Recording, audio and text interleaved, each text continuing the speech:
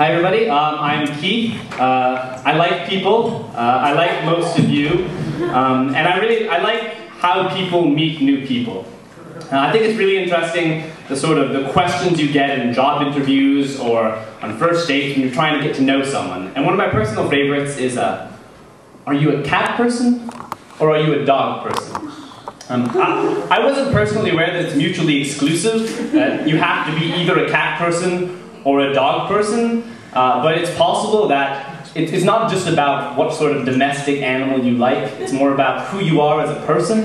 And I think this can be seen in the fact that the words cat and dog, they're used a lot in English language in different words. For example, there's a cat fight. And a cat fight is something like this. Oh no, you didn't!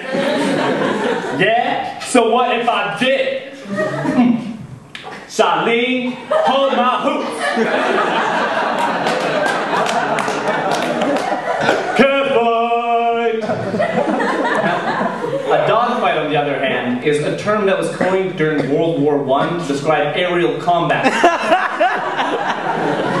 that would be more something like this. Hi, this is Alpha 9er. You are in U.S. airspace. I'm going to have to ask you to land immediately. Over. No, you didn't. Over.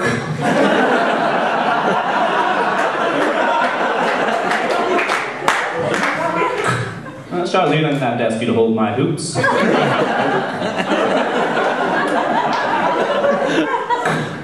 Dog fight. Over. Can I be a dog person then? In all reality, I'm a cat person. I have 2 cats at home. And I think there is something reassuring about having a cat. When there are times when it's late at night and I go down to the basement to do laundry and I see that the door that leads from my basement to the backyard is just a little bit open, the next logical conclusion is obviously that someone is in my basement trying to kill me. And so I'm there sweating and freaking out, and then my cat Phoebe walks by, and I realize everything's going to be okay. And I think that might be where the term cat burglar came from, as opposed to a normal burglar who just wouldn't know what to do with a cat. So I imagine this man sneaking around in my basement and he's, "Don't move or I'll fucking kill you!" Is that a tabby cat you got there? Yeah, it's a tabby cat. Got a Persian around here somewhere too. I don't know where she is. Whoa, man, I'm sorry, I'm way out of line. I'll back up. Unfortunately, there's no such thing as a dog burglar. But there is a hamburglar and he's on the loose.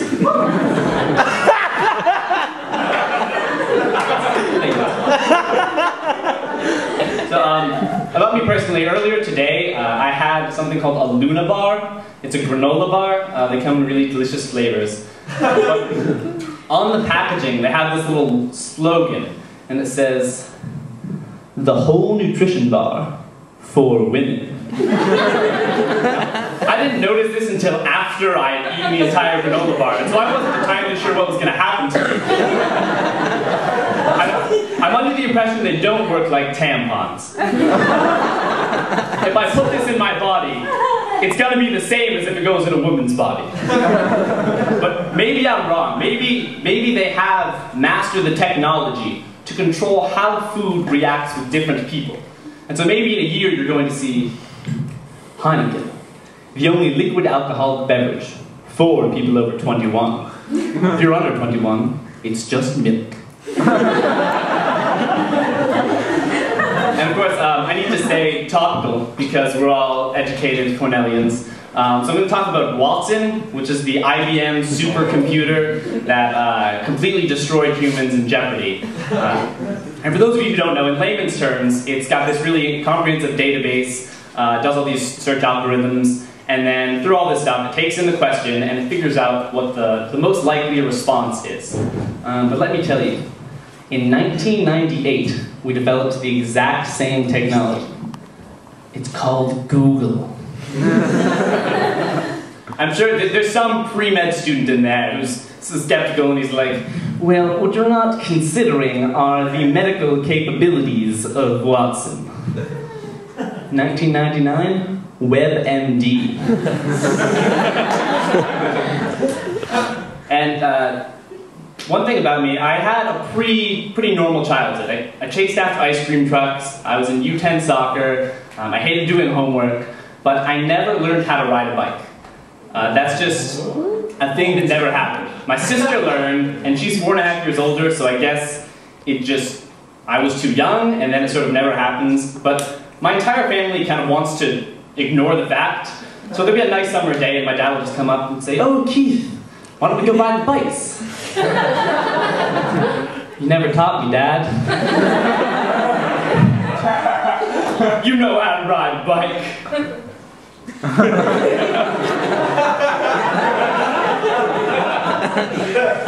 I can drive a car. I have a driver's license, but I can't ride a bike.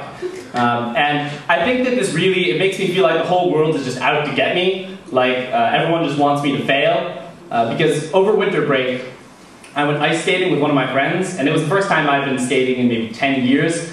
And so I was sort of wobbling towards the rink on my ice skates. And then she's like, "Don't worry so much. Ice skating is like riding a bike."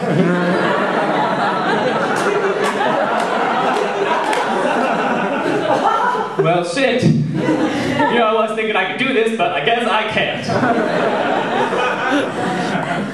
Speaking of other deficits I have, I didn't know what a condom looked like until freshman year of high school. Before then, I had this like vague understanding of what a condom was. I understood if someone said it, I was like, okay, prevents women from getting pregnant, used during sex, whatever that is. And the condom commercials really weren't there to help me. Because back during middle school, they had the Trojan Man commercials, which was the big thing. And the Trojan Man commercial would start off with this couple sitting on a park bench. And the girl looks up and says, "Jim, I think something's missing." "Missing?" "In bed." "In where?"